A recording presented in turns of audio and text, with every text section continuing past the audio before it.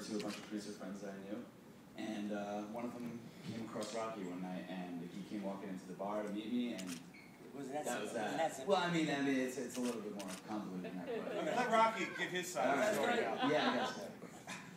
How you doing, everyone? Hope you don't think I'm as crazy as Bobby Fischer. I can beat him a bone, but maybe not chess. No, I was driving across limo one day to a concert in Jones Beach. On the way home, they were all pretty much incapacitated. Not me. No, he wasn't with them. When I drove them home, I drove everyone home but one person. They said, by the way, can you drop me off at the bowling alley? Right before I dropped up, I said, by the way, are you going there to bowl for any kind of money? He goes, what do you mean? I said, well, I do that for a living. If you want to do it, he goes, oh, we're talking about it. So he pretty much brushed me off.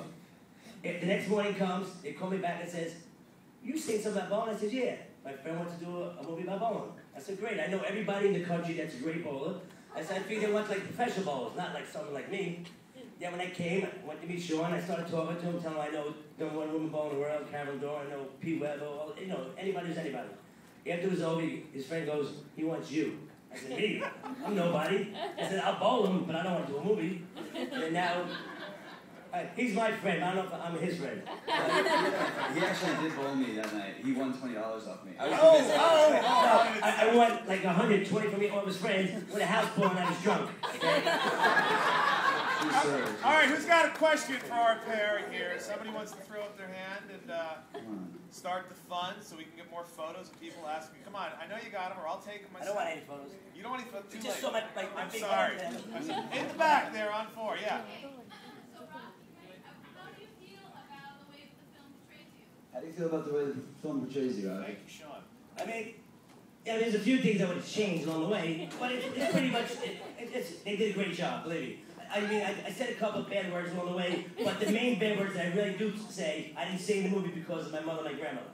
But all in all, they did a great job.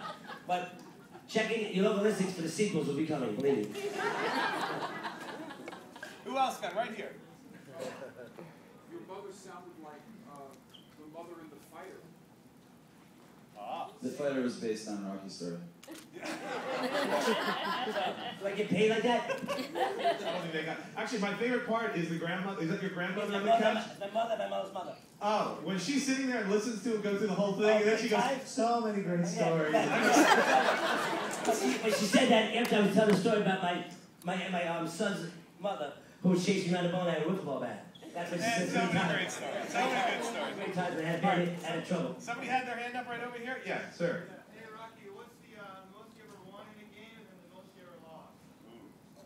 Do you want me to explain? I'll tell you. The most, I was bowling, my friends won this money, okay? Not me. Okay, in case you know, any people my wrist. The most I ever won on one game was $7,000. $5,000 that someone actually put for me, you know what I'm saying? But the course of the night, I made like $24,000, and the most I ever lost, I mean, you lost, believe me, I was one of the best action bowlers in the country. You lose, I mean, it doesn't, in the long run, you're going to win. I mean, you know, it doesn't mean that you're undefeated, you win every night. But the most I ever lost was pretty much, I was paying my mortgage, my rent, about maybe $8,000, $9,000, I mean, you lose. But it's just, the key is not how much you lose and win, it's that in time, at the end of the month, which you win. And then at the end of the next month, you win. You know what I mean? Because there's going to be days, you know, my thing was, I was bowling people that, if you were both the best guy, then you can't get anything else. I wanted to bowl the worst people. Because it's like, when you were younger, you want to beat the big guy up, and then no one bothers you. In bowling, it's the opposite. You want to bowl their friends. Then later on, then you teach the other guy a lesson. I thought for sure he was going to say he's never lost because he's always known where the bathroom window was. Hey, that day I won, they were trying to bully me because it was 10 of those guys and me and my friend. I won fair and square, that's the way it goes. They ain't gonna tell me you have to stay involved. The deal was we had each game, you went pair to pair. When I got to the fifth pair, I won. I mean, he finally beat me. Now they said we're not going to change pairs. You stay in the same pair. Now there's 10 of those guys. Me, I'm the same size now I always been, and my other friend. So what am I going to do? Say no? They lock the doors, I'm in trouble. Like it's like you watch the movie Bronx Tale. They lock the door in the bar, and what happens? Okay? All right, she's got a question right down here. This little girl. What's your favorite sport? What's your favorite sport, Rocky? Actually, my favorite sport actually is baseball. But I can't make any money in baseball, so bowling is Betting on baseball, come on. No, you bet yourself. I bet on myself. Okay, right here. Any Mafia bowling stories? Any mafia bowling stories? You read my book when it comes. Not that he's going to say out loud. Oh, Right here. You a writer? It's coming out of All right. Right over here. Nice to see you. Go ahead. So in your history, are you up? In the overall history, are you up or down? Up or down? Put it this way, I'm a gambler. And put it this way, I made tons of scores. I mean, friends of mine made tons of scores. I made $50, $100. In gambling, per se, you're down money. Anyone tells you up in gambling is a liar. But in bowling, I'm up a lot of money. You know what I'm saying? In real gambling, you're gambling on anyone else. On myself, I'm up a lot of money. I mean, I've lost plenty of times, but I made a living doing it. But the thing was, if you watch the movie, I blew everything else.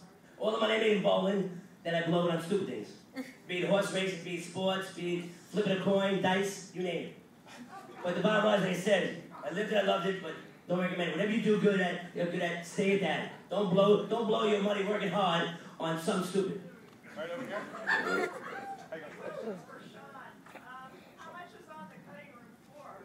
How much is on the cutting room floor? He kept it in his drawer. A lot. My editor's here, Kathy Gatto. She deserves a round of applause. Hey, Kathy, right there, Kathy. Put your hand up, Kathy, go on. Yeah, there's a lot. It was a miracle that she was able to put something coherent together. These ramblings, but we shot for 2 days. We had 8 or 10 hours worth of footage, maybe a little bit more. I don't know. Some good stories didn't make it in, though. Another question? What was that? It's for the DVD. The expanded version. Sean, thanks. When you said you shot for 2 days on this, I mean, it looked really good. How much did you know going in of what you wanted this to look like, and how much did you just, look, I got this guy, I'm going to point the camera at him and go get stuff? I had really specific ideas about the look and feel of everything, the songs, all that stuff was picked out before we even found Rocky, and actually my DP's here too, Hillary. She's the best, amazing, and yeah, we talked about it for a few months actually, and then when we found Rocky, we just plugged it into the equation, and it fit. Yeah, it worked. She's pretty much my buffer. Yeah. All right, let's have a hand for Sean and Rocky. Thank you for joining us.